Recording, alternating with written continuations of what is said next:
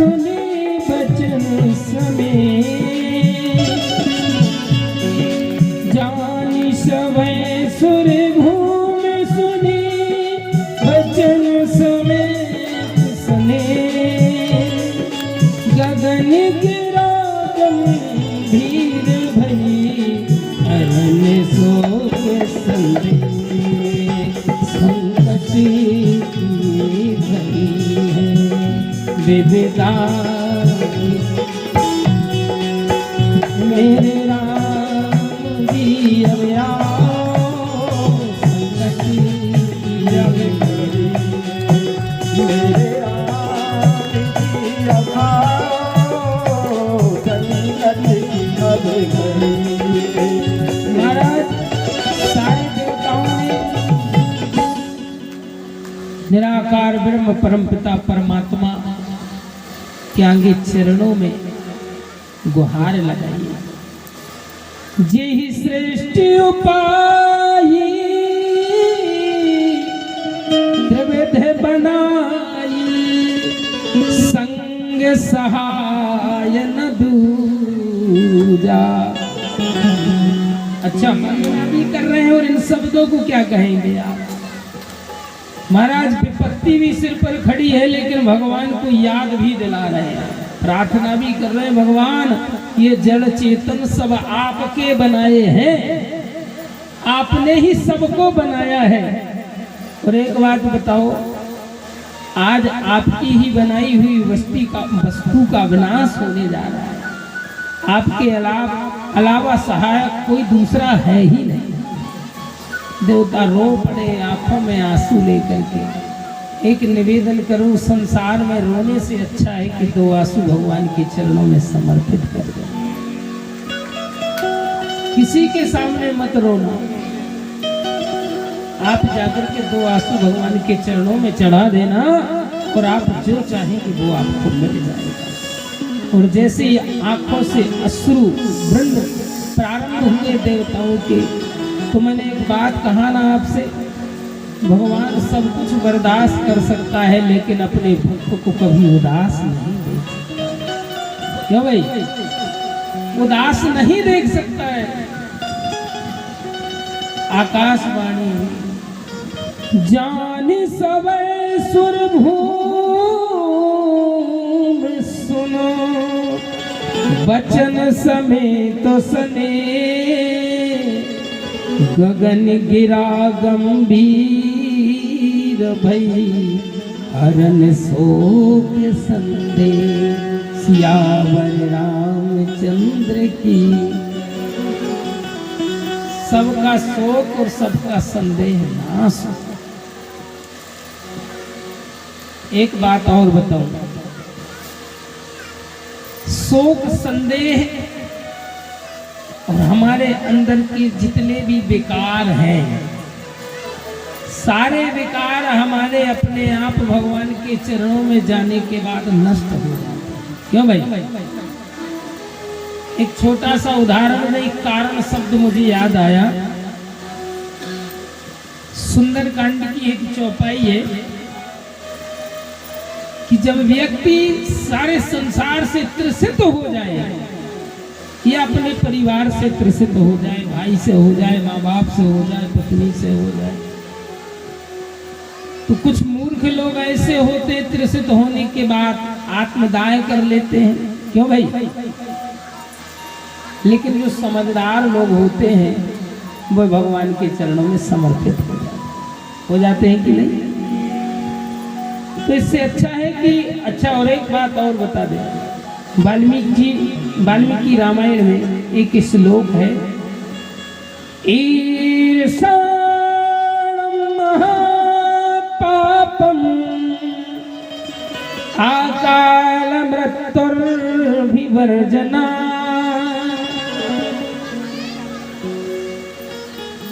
कहा क्या हुआ?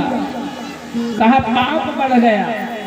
भगवान के सामने जो होता उनका पाप बढ़ गया। कैसा पाप बढ़ गया? ईर्षा रूपी पाप बढ़ गया। कैसी ईर्षा? बोले महाराज कुंभकर्ण, रावण आदि आदि जितने दैत्य हैं सब देवताओं से ईर्षा करते हैं, सब अपने भक्तों से ईर्षा करते हैं, इसीलिए पाप ज्यादा हो गया। अच्छा, भगवान आराम से सुन रहे हैं। एक दिन की बात में एक बात कहना चाह रहा था। तो भगवान की शरण में जाने के बाद चाहे वो भक्त हो चाहे दैत्य हो, सबके सब कुछ नष्ट हो जाते हैं अंदर के विकार। विभीषण जी आए, कारण बना रहा हूं, कारण। वानरों ने कहा प्रभु दाल में कुछ काला है। कहा क्यों? कहा कि ये दैत्य का भाई हमारे पास आ रहा है। दैत्य का भाई हमारे पास आ रहा है। कहा कौन भाई आ रहा है? बोले जानी न जाए निशाचर माया। और भगवान क्यों प्रकट हुए? शोक संदेह का नाश करने। और ये जितने भी हैं ये शोक और संदेह ही है दैत्य। अच्छा, जो सही होते हैं, जो भले लोग होते हैं, अच्छे लोग होते हैं, जो सत्संगी होते हैं, उनके अंदर चार चीजें हुआ करती हैं, अर्थ धर्म काम और मोक्ष। और जो नास्तिक होते हैं उनके अंदर चार चीजें उनके अंदर भी रहती है, लेकिन वो विपरीत रहती है, काम क्रोध मद लोभ।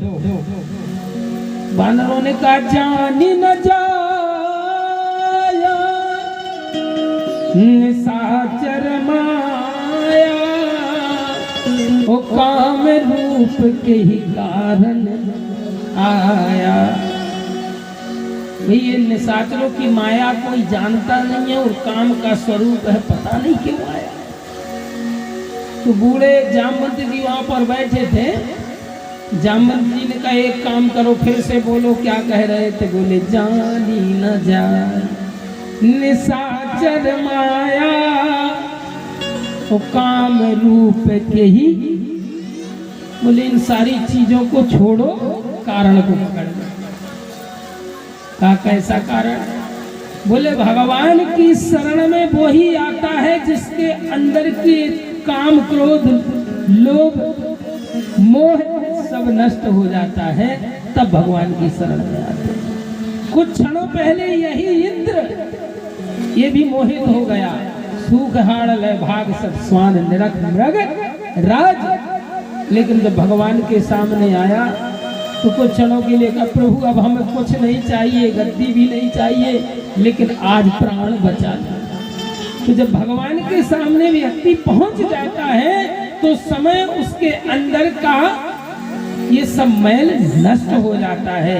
जामवंत जी ने कहा इसके अंदर की सारी चीजें नष्ट हो गई हैं, तब जाकर ये गंगा स्नान करने के लिए भगवान के चरणों में आया। तो भगवान ने कहा चिंता मत करो, जन डर पहु मुनि से सुरेशा, वो तुम ही लाग धनी हो नरवेशा। अब चिंता की बात नहीं है, जाओ अपना अपना काम करो, धीर धरो। अनशन सहिता देवताओं से कहा हम ऐसे नहीं आएंगे, हम ऐसे आएंगे कि तुम्हारी जरूरत तक नहीं पड़ेगी सहायता की। अंशों के सहित आएंगे। क्यों भाई? अनशन सहित मनुज अवतारा, और हूँ है दिन कर बंश उदारा। महाराज तो फिर सूर्य वंश में जाकर के जो महाराज अतिथि कश्यप जाकर के ते दशरथ कौशल्या रूपा अवधपुरी प्रकट नर रूपा तिनके ग्रह मैं जाकर के अवतार लूंगा, और चिंता मत करना, हर हम सकल भूमि गरु आई। सारी इस पृथ्वी की जो विपत्ति है, जो वजन है, जो लोड बढ़ गया है, भेद ज्यादा हो गया, वह मैं सारी कम कर दूंगा उस वजन को। महाराज तिनके ग्रह अवतरे हम जाई, रघुकुल तिलक सुचारम भाई। पूज्य श्री राम भद्राचार्य जी महाराज कहते हैं कि जो भगवान का अवतार है अंशों के सहित। किसी ने कहा कि भगवान अगर विष्णु राम है तो लक्ष्मण शेषनाग है। कहा ना, कहा लक्ष्मण जी भी शेषनाग नहीं है, भरत भी विष्णु नहीं है, शत्रुघ्न भी नहीं। फिर बोले कौन है ये चारों? बोले अंशन सहित। बोले आप बता सकते हैं? तो बड़े संतों ने इसका आध्यात्मिक रूप से निर्णय लिया। आध्यात्मिक शब्द है ये, लेख के शब्द नहीं है। कहा कि जो चक्र का अवतार है वही लक्ष्मण है। रघुपति कीरति विमल पताका, दंड समान भयउ जस चाका। बोले विष्णु कौन है? बोले आशीर्वाद वाला जो भगवान का वक्षस्थ स्वरूप है, चरण चिन्ह है, वही भरत जी का अवतार है। और का शत्रुघ्न कौन है? बोले वही शत्रु विनाशक भगवान विष्णु का गदा है। तो इसलिए कहा अंशन सहित मनुज आओ तारा, और हूँ है दिनकर वंश उदारा। तो भाई को थोड़ा कम करो ना, ज्यादा कर दे। महाराज सारे देवता हर्षित होकर के सुर समूह विनती करी। महाराज सबने विनती की, भगवान प्रकट हुए, सबको आश्वासन दिया। देवताओं ने कहा हम भी यहाँ रह करके क्या करेंगे? कोई रीछ बना, कोई बानर बना। भगवान शंकर जी ने कहा जब सारे लोग सब बन गए तो इस अवसर को हम क्यों छोड़े? हम भी हनुमान बन जाएंगे और भगवान के चरणों की सेवा करेंगे। बोले राघवेंद्र सरकार की। महाराज भगवान ने यहाँ देवताओं को वरदान दिया और आज 60,000 वर्ष के बाद राजा दशरथ के मन में गिलानी हुई। 60,000 वर्ष की आयु हो गई। महाराज 3 रानियां हैं, कौशल्या, केकई, सुमित्रा। तो चौथा पल भी लग गया, लेकिन आज तक कोई संतान नहीं हुई। अच्छा एक बात और बताएं, थोड़ा सा पीछे आए, भगवान कब इस धरा पर आता है? महाराज जब कोई चोर चोरी करे तो हानि होती है कि नहीं? किसी को कोई मार डाले तो हानि होती है, अतिशय देख धर्म की हानि। हानि पर भगवान नहीं आता है। तुम्हारा भगवान कब आता है? बोले सबसे पहले आप कुरुक्षेत्र मैदान में चले जाइए। भगवान ने तब तक शस्त्र नहीं उठाया, अर्जुन के तब तक सारथी बने रहे महाराज जब तक भगवान को अंदर गिलानी उत्पन्न नहीं। यदा यदा ही धर्म से ग्लानिर्भवति भारत। महाराज किसी को कोई मार दे तो हानि होती है, कोई चोर चोरी करे तो हानि होती है। भगवान नहीं आता तो बाबा से कहा तो भगवान कब आता है? तो बोले भगवान तब आता है जब कोई इंद्र जैसा राजा गौतम ऋषि का रूप धारण करके किसी अहल्या की इज्जत को बर्बाद करता है, तब ग्लानि होती है। जब कोई दुशासन भरी सभा में जिसके 5 पति पांडवा बैठे हुए हैं, उस भरी सभा में धृष्टराज जैसे बुजुर्ग, भीष्म पितामह आदि बैठे हैं, गुरु द्रोणाचार्य बैठे हैं, और एक दुष्ट दुशासन किसी द्रौपदी की साड़ी खींचता है तो ग्लानि होती है।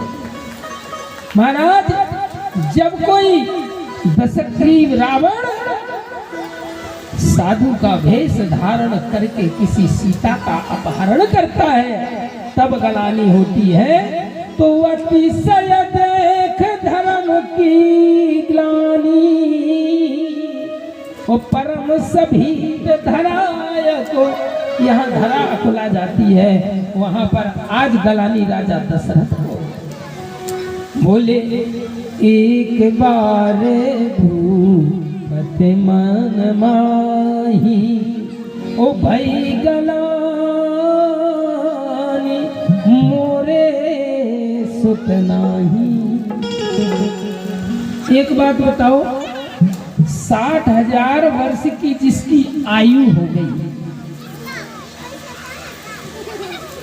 महाराज 60,000 वर्ष की आयु होने के बाद आज गलानी हो रही, इसके पहले क्यों नहीं हुई? उसका एक कारण है, जब व्यक्ति के अंदर जब ऐसा कोई घटना चक्र घट जाए तब उसे अपनी पोजीशन का पता चलता है कि मैं क्या हूं। भाई अपने से अगर कोई